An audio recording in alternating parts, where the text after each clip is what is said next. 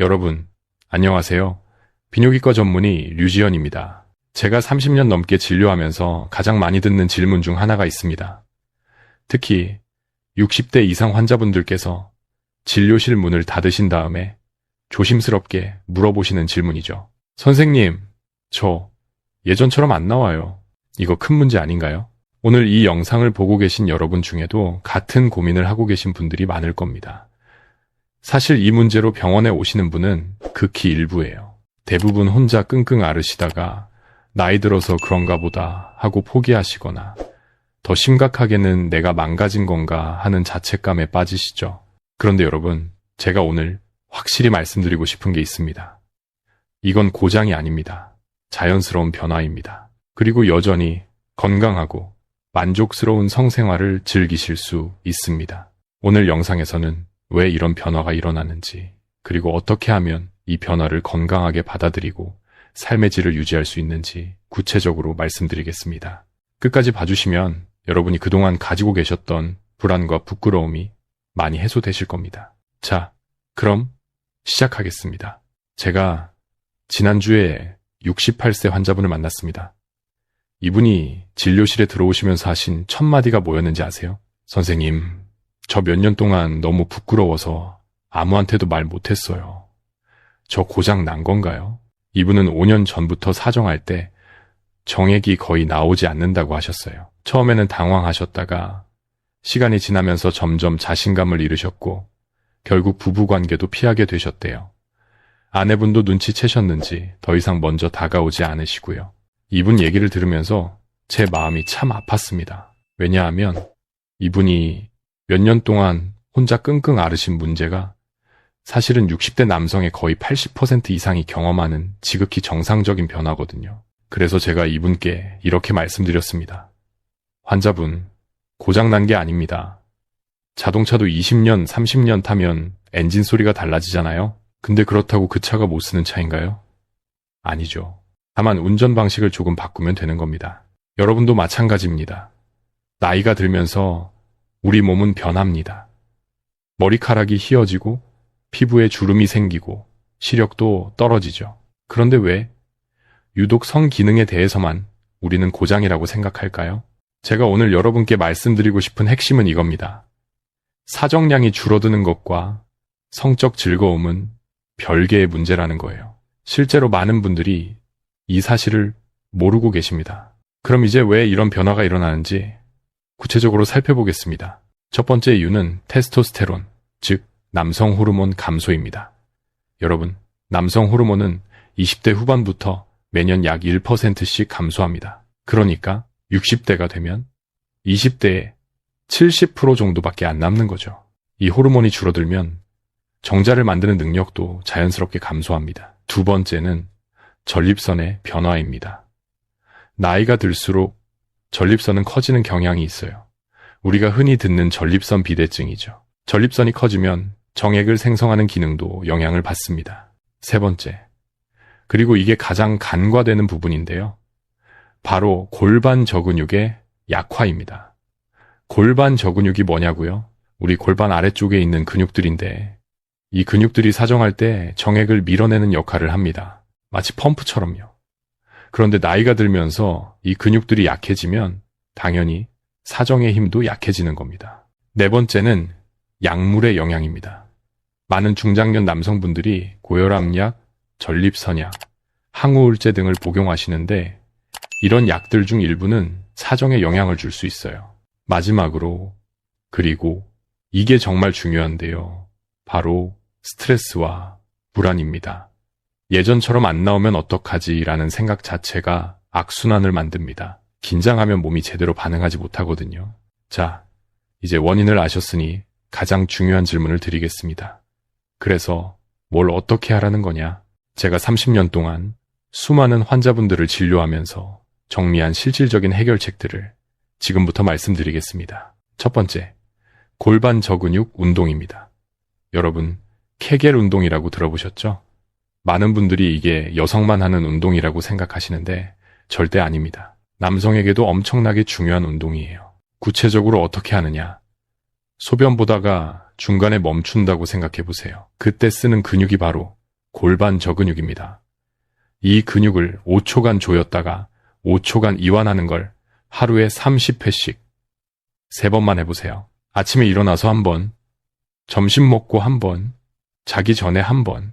처음에는 효과가 없는 것 같아도 최소 6주는 꾸준히 해야 합니다. 제 환자분 중에 한 분은 이 운동을 3개월 동안 꾸준히 하셨는데 선생님, 확실히 달라졌어요 라고 하시더라고요. 두 번째는 생활습관 개선입니다. 이게 당연한 얘기처럼 들릴 수 있지만 정말 중요해요. 우선 금연하세요. 담배는 혈관을 망가뜨립니다. 성기능은 혈관 건강과 직결돼 있어요. 그 다음 술, 과음은 테스토스테론 수치를 떨어뜨립니다. 가끔 한두 잔은 괜찮지만 매일 저녁 소주 한 병씩은 정말 안 좋습니다. 운동도 중요합니다. 특히 유산소 운동. 빠르게 걷기, 수영, 자전거 타기 같은 운동들이 혈액순환을 개선시켜서 전반적인 성기능에 도움이 됩니다. 일주일에 4, 5일, 하루 30분만 걸으셔도 3개월 후면 확실히 차이를 느끼실 겁니다. 식단도 신경 써야 합니다. 특히 아연이 풍부한 음식들, 굴, 호두, 호박씨 같은 것들이 테스토스테론 생성에 도움이 됩니다. 그리고 토마토, 수박 같은 붉은 과일들도 전립선 건강에 좋고요. 세 번째, 그리고 제가 가장 강조하고 싶은 부분입니다. 바로 마음가짐의 변화예요. 여러분, 솔직히 말씀드릴게요. 사정량이 많고 적고가 성관계의 만족도를 결정하나요? 아닙니다. 제 환자분들 중에 역행성 사정이라고 해서 정액이 밖으로 나오지 않고 방광으로 역류하는 분들도 계세요. 그런데 이분들도 오르가즘은 정상적으로 느끼십니다. 무슨 말이냐면 쾌감은 정액의 양에서 오는 게 아니라는 겁니다. 쾌감은 뇌에서 만들어지는 거예요. 접촉, 친밀감, 정서적 교감, 이런 것들이 훨씬 더 중요합니다. 그런데 많은 분들이 양이 줄었다는 생각에 사로잡혀서 관계 자체를 피하게 됩니다. 이게 가장 안타까운 부분이에요. 파트너와의 친밀한 시간을 스스로 포기하는 거죠. 제가 항상 환자분들께 말씀드리는 게 있습니다.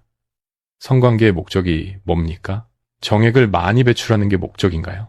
아니면 파트너와 친밀감을 나누고 즐거움을 느끼는 게 목적인가요? 대부분 후자라고 답하십니다. 그러면 제가 이렇게 말씀드려요. 그럼 목적은 달성하고 계시잖아요. 다만 과정이 조금 달라진 것뿐이에요. 네 번째는 파트너와의 소통입니다. 이게 정말 중요한데요. 많은 분들이 부인이나 파트너에게 자신의 고민을 말하지 못하십니다. 부끄럽기도 하고 남자로서의 자존심도 있으시고요. 그런데 파트너는 이미 다 알고 있습니다. 오히려 왜 말을 안 하시는지, 자기가 매력이 없어진 건지 오해하실 수도 있어요. 제 환자분 중에 한 분은 용기를 내서 부인께 솔직하게 말씀드렸대요. 여보, 사실 나 몇 년 전부터 예전 같지 않아서 당신한테 미안했어. 그랬더니 부인이 뭐라고 하셨는지 아세요? 당신, 나도 50대야. 나도 예전 같지 않아. 근데 그게 뭐가 중요해? 우리 여전히 사랑하잖아. 여러분, 진정한 파트너십은 이런 겁니다. 서로의 변화를 인정하고 받아들이는 거예요. 다섯 번째, 필요하다면 전문가의 도움을 받으세요. 비뇨기과 진료가 창피한 게 절대 아닙니다. 오히려 자신의 건강을 챙기는 현명한 선택이죠. 만약 테스토스테론 수치가 지나치게 낮다면 호르몬 보충요법을 고려할 수 있고요. 전립선에 문제가 있다면 적절한 치료를 받을 수 있습니다. 또 복용 중인 약물이 원인이라면 약을 조정할 수도 있고요. 중요한 건 혼자 끙끙 앓지 말고 전문가와 상담하시라는 겁니다. 자, 이제 여러분께 제가 가장 하고 싶은 이야기를 하겠습니다. 60대, 70대, 80대가 되었다고 해서 성생활이 끝나는 게 아닙니다. 오히려 이 나이대에서는 젊었을 때와는 다른 차원의 친밀감을 경험할 수 있어요. 젊었을 때는 급하고 빠르고 자극적인 걸 좋아했다면 나이가 들면서는 천천히, 부드럽게, 깊이 있게 즐길 수 있습니다. 마치 식사를 할 때 젊었을 땐 빨리 먹었다면 나이 들어서는 음식을 음미하면서 먹는 것처럼요. 사정량이 줄었다고 해서 즐거움도 줄어드는 게 아닙니다. 오히려 더 많은 시간을 파트너와 함께 보내고 더 깊은 대화를 나누고 서로를 더 잘 이해하게 되죠. 제 환자분 중에 75세 되신 분이 계세요. 이분이 하신 말씀이 지금도 기억에 남는데요. 선생님, 나는 이제 마라톤을 뛸 수는 없어요.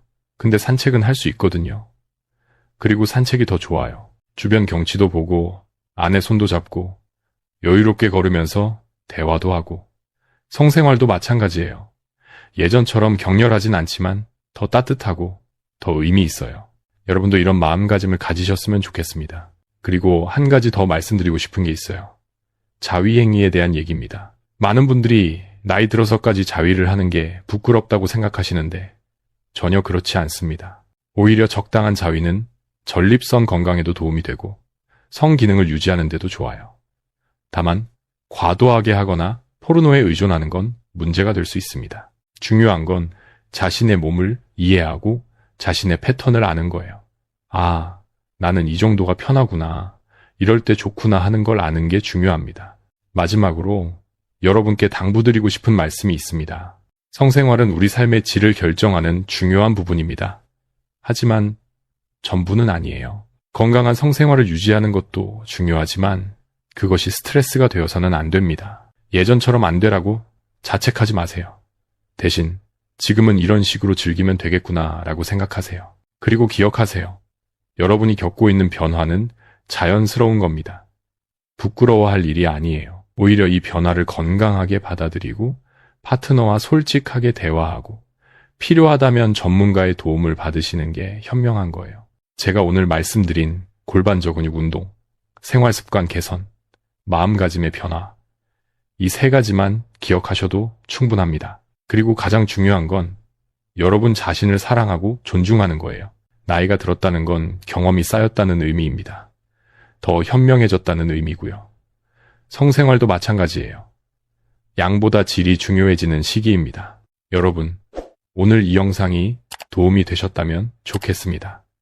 그리고 혹시 주변에 같은 고민을 하고 계신 분이 있다면 이 영상을 공유해 주세요. 많은 분들이 혼자 고민하고 계시거든요. 다음 영상에서는 여성 건강에 대해서도 다뤄보려고 합니다. 성생활은 혼자 하는 게 아니잖아요. 파트너를 이해하는 것도 중요하니까요.